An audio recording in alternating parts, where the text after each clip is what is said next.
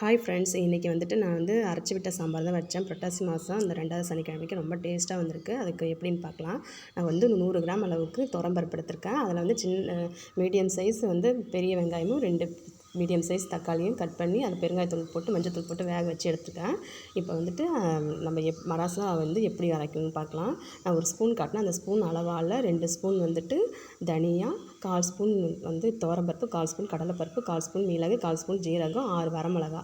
இது எல்லாமே நல்லா ரோஸ்ட் பண்ணிவிட்டு அது கடைசியாக தான் வந்துட்டு நம்ம வந்து ஒரு கைப்பிடி அளவுக்கு தேங்காவை சேர்க்கணும். தேங்காவை நல்லா ட்ரையாக வறுத்துக்கணும். இப்போ நான் 2 கேரட்டு, ஒரு 5 பீன்ஸு, 2 முருங்கைக்காய், ஒரு சின்ன வெங்காயம் கொஞ்சம், 2 பச்சை மிளகா, ஒரு தக்காளி நல்லா இது பண்ணியிருக்கேன். இப்போ மசாலாவை அரைக்கிறதுக்கு ஒரு மிக்ஸி ஜாரில் எடுத்து வச்சுருக்கேன். ஒரு வானலை வச்சுக்கலாம். வானலில் வந்துட்டு எண்ணெய் ஊற்றிக்கலாம் தேவையான அளவு. நெய் ஊற்றி செஞ்சாலும் இந்த சாம்பார் டேஸ்ட்டாக இருக்கும். எங்கிட்ட நெய் யாருக்கும் பிடிக்காதுன்னு நான் ஆட் பண்ணல.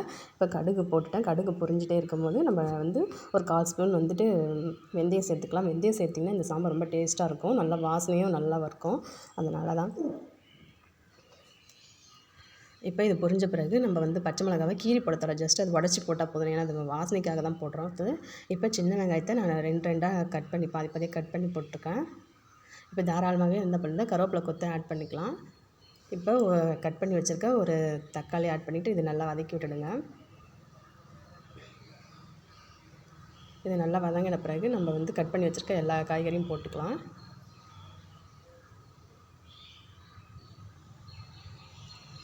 இப்போ கத்திரிக்காய், கேரட், பீன்ஸ், இந்த சாம்பாருக்கு வந்துட்டு கேரட் வந்து நீங்கள் நீல வாக்கில் அரிஞ்சு போட்டிங்கன்னா ரொம்ப டேஸ்ட்டாக இருக்கும். பீன்ஸு, அப்புறம் இது கத்திரிக்காய், இப்போ இதெல்லாம் வதங்கின பிறகு நம்ம அரைச்சி வச்சுக்க நல்லா தண்ணி ஊற்றி கூட நீங்கள் நல்லா ஃபைனாக அரைச்சி வச்சுக்கலாம். நல்லா நைஸாக அரைச்சி வச்சுக்கிட்டு இந்த மசாலா வந்துட்டு இந்த இது கூட சேர்த்து நல்லா வதக்கி விட்டுடுங்க. இப்போ வதக்கி விட்டுட்டு நான் வந்து கடைஞ்சி வச்சுருக்கேன். மத்து போட்டு நல்லா கடைஞ்சி வச்சுருக்கேன். அதை வந்து இந்த இது கூட ஆட் பண்ணிக்கலாம். இந்த பாருங்கள், நல்லா கிண்ணோன்னே எப்படி முன்னே எந்த கலரில் இருந்தது, இப்போ இதை போட்டோன்னே எந்த கலரில் வந்துச்சு பாருங்கள். டேஸ்ட்டும் சூப்பராக இருக்கும்.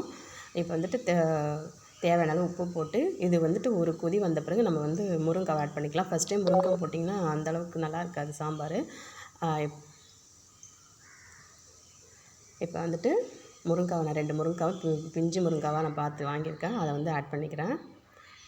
இப்போ காயெல்லாம் வெந்து வரும்போது தான் நம்ம வந்து புளியை வந்து ஊற்றணும். ஃபஸ்ட்டே புளி ஊற்றிக்கிட்டிங்கன்னா வந்து அந்தளவுக்கு டேஸ்ட் வராது இந்த சாம்பார். அதனால் காயெல்லாம் வெந்த பிறகு நம்ம சாம்பார்னால் நான் வந்து ஒரு எலுமிச்சைப்பழம் அளவுக்கு இப்போ மூடி போட்டு வேக வச்சுட்டேன்.